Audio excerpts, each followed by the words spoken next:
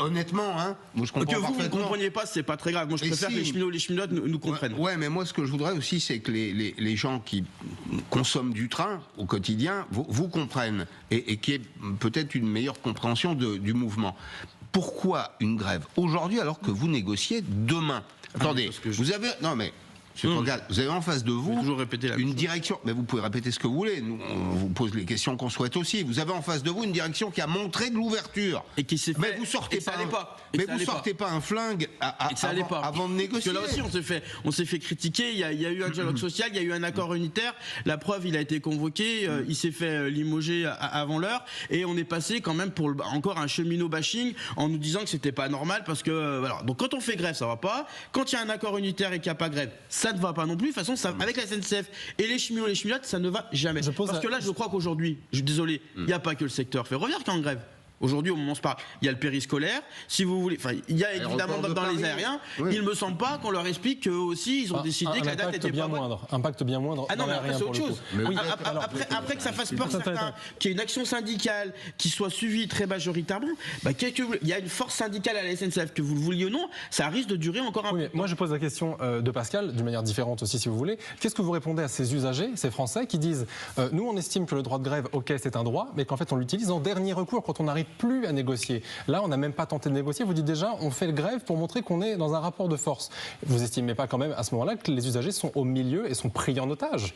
Bon, déjà, je pense vraiment qu'il faut arrêter avec le nom preneur d'otages. Mais pourquoi ces gens ne peuvent pas travailler? Parce qu'on peut parler tout à l'heure de la situation en Palestine ou en Israël et que là, vous m'avez très bien compris. On parle mais non, mais moi, je pense qu'aujourd'hui, quand même, on doit arrêter de nous insulter de preneurs d'otages. Ça, je le pense. Donc, je suis obligé de vous le dire. Je veux pas. Pénaliser. Ils sont pénalisés. Ah non, mais qu'ils soient pénalisés. On repose la même question avec un autre mot, c'est pareil.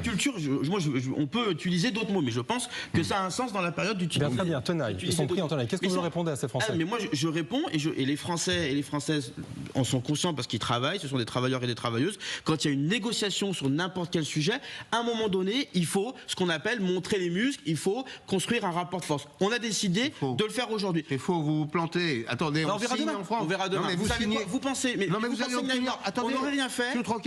On serait allé demain à la négociation. Vous pensez que la grève, elle aurait pas lieu après? Non, vous auriez préféré une grève. Vous auriez préféré une grève comme à Londres en 2012, la veille de la cérémonie d'ouverture. C'est ça que vous préférez? Monsieur Trocaz, vous aurez gain de cause. Parce que vous occupez une position stratégique, parce que vous êtes un métier, vous êtes un métier, mais c'est à vous de le comprendre, qu'il y a un pouvoir de négociation, vous le savez. Enfin, on va pas se cacher les choses. On a un emploi stratégique parce qu'on construit un rapport de force. Monsieur Trocaz, la CGT, les syndicats, vous, je ne sais pas, mais signent chaque année des milliers d'accords d'entreprise sans qu'il y ait de grève. La gréviculture, ça emmerde les Français, les usagers, les clients, parce que quelqu'un qui paye, c'est un client. Il y a des gens, ils feraient grève, ça n'emmerderait pas les Français ou les Françaises. Nous, comme on est d'intérêt général, évidemment, comme d'autres secteurs, évidemment, ça emmerde, ça bloque quand on fait grève. Justement. Quand on sert un peu à l'intérêt collectif, on s'aperçoit qu'on sert à quelque chose. Mais justement, si on dézoome un peu de votre poste d'observation, est-ce qu'on est prêt? Parce que c'est le sujet de 2024. Est-ce que les transports vont tenir pendant les JO? Est-ce que les Franciliens vont pouvoir se déplacer? Est-ce que les touristes qui viennent de pays étrangers vont pouvoir se déplacer? Comment vous voyez la situation? Est-ce qu'il y a suffisamment de trains, suffisamment de conducteurs? Est-ce que vous êtes rassurés là-dessus?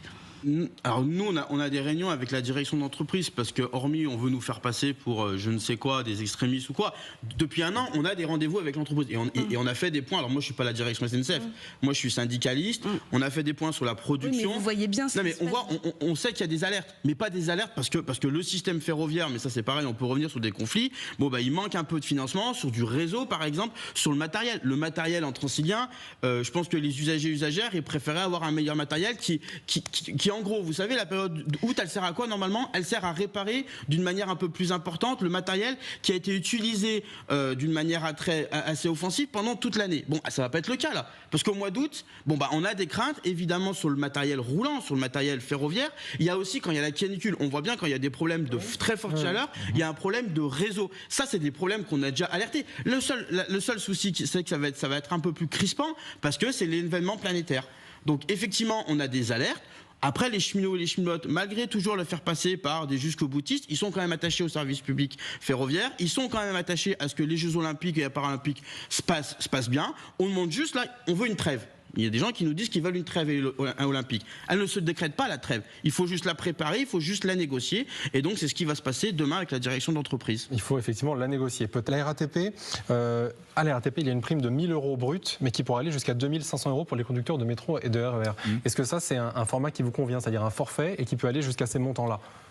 Ah mais enfin, j'allais dire tout nous convient tant que ça répond à à nos revendications et qu'on sente qu'il y a une sorte d'équité entre tous les secteurs. Évidemment, tout nous convient. Je préfère quand même juste rappeler que la RATP, on est juste sur l'Île-de-France. La SNCF, c'est une entreprise nationale. Je dis ça parce que les Jeux Olympiques, même si on est conscient que c'est quand même une grande majorité, ça va se passer en Île-de-France. Il y a quand même des épreuves à Marseille, il y a quand même le sujet des TGV. Donc, on compare évidemment la RATP. C'est ça, hein, c'est Paris-Île-de-France quand même. Oui. Mais on pense aussi qu'il va y avoir aussi des voyageurs et des voyageuses qui vont arriver dans des aéroports quand même, un peu plus d'afflux dans des gares comme Lyon-Pardieu ou Marseille où ils ont des épreuves.